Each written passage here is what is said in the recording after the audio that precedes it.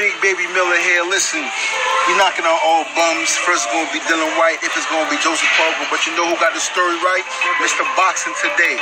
You check him out. He got all the latest news on the heavyweight division. And if you don't know me, you soon will. Because I'm kicking everybody ass. Heavyweight boxing fans, what's the deal? All right, man. So I am on BoxingScene.com. I see this article. Arum eyes Joseph Parker versus Bryant Jennings next spring on ESPN.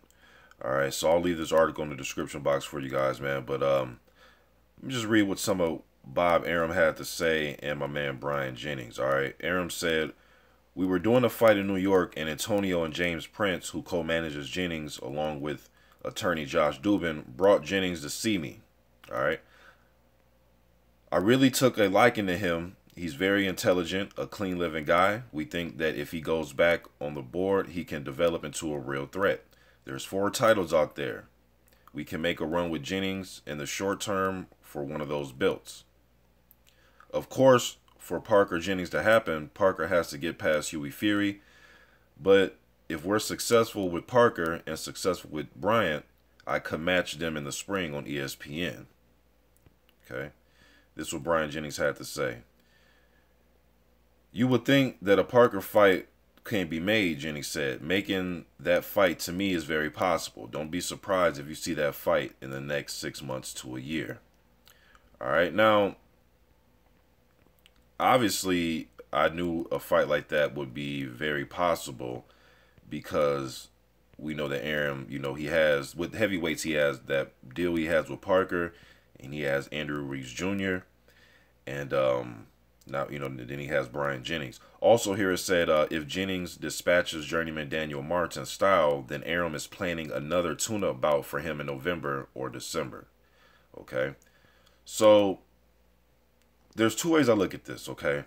Now, the first side of it is if I'm Bryant Jennings or somebody on his team, okay? For him, it's a great move for him.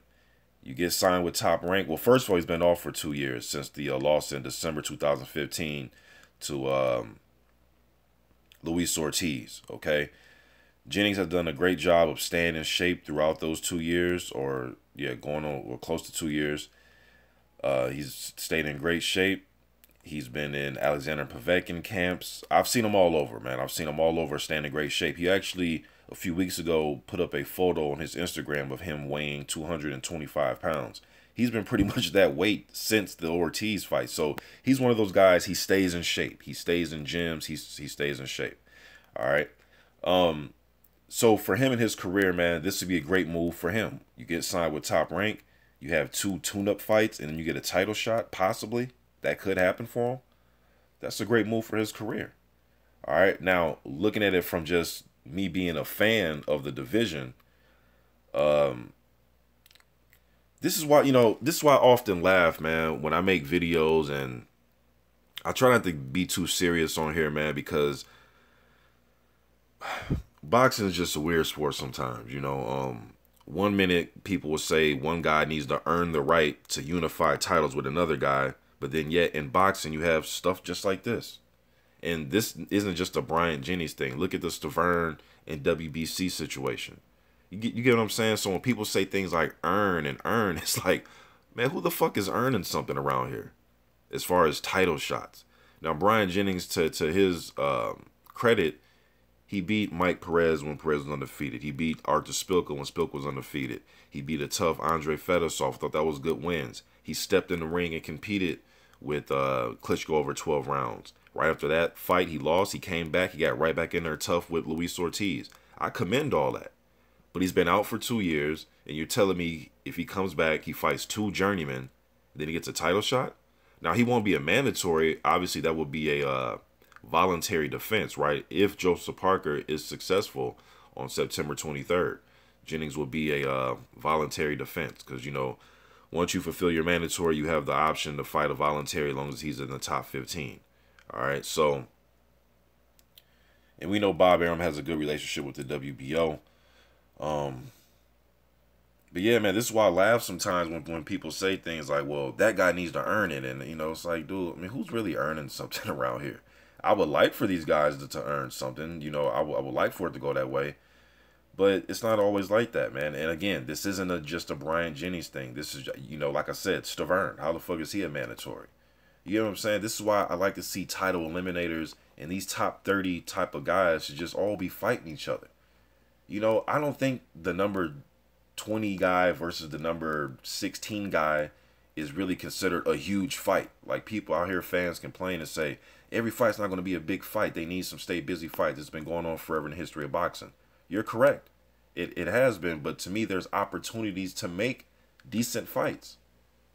You know, I don't understand why, like, Jennings versus Ruiz Jr. isn't happening. Then the winner of that can be get a shot at Joseph Parker, since they're all top ranked. You know, I don't know, man. Maybe that's just too simple. You know, you guys know me, man. I think when it comes to boxing, I just try to keep it simple. There's no reason to further complicate things. You know, I got a lot of complicated things in my real life. So when I come to boxing, I just want things to go just brand with some fucking common sense, man. But just looking at the WBO rankings here, I'm sure if Parker's successful, obviously these rankings will change. Huey Fury will not be #1 anymore. After this fight, regardless of what happens, right? Either he'll be the champion or he'll be bumped down. Christian Hammer, Kirbet Pulev, Tom Schwartz. Schwartz has a fight coming up with Marcin Siwi. Forgot the guy. This undefeated guy. But Dominic Brazil here, Andy Ruiz Jr., Jarrell Miller. I mean, I would like for Jennings to fight one of these dudes. You know, but I guess he's aiming for a voluntary shot at the title. He's not really focusing in on trying to get a mandatory position. He's not rated right now, but I'm sure after beating 2 journeymen, I'm assuming he'll have to be rated top 15. I believe the WBO is ran like that, if I'm not mistaken, but I don't know, man. This is just crazy, you know. But like I said, from a Jennings point of view, for him and his career, great for him. And for him, that's all that matters. Like, I'm sure Jennings doesn't care because some dude on YouTube doesn't think, you know what I mean, he deserves a title shot. And he shouldn't care what I think or what any of us think.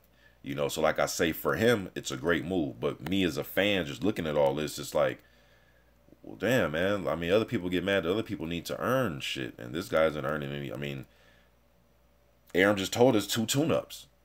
Daniel March is looked at as a tune-up fight. And then he said if he wins this, get him back in the ring in the next few months against another tune-up, and then, you know, prepare for a title shot if, you know, Parker is successful. So I guess we'll see all this pans out, man. But then again, I mean, you look at some guys in here, like a Kayatoro Fujimoto, for instance. I would rather see Bryant Jennings fight Parker than Fujimoto. You know, even a Tom Schwartz at this point, I would rather see Bryant Jennings fight him, or a Otto Wallen, or, you know what I mean, like guys like that. If anything, I think Jennings should be fighting like a Otto Wallen or Zhili Zhang type of fight, you know what I mean, to prepare himself. But it is what it is. Or this Andy Ruiz Jr. fight, you know. But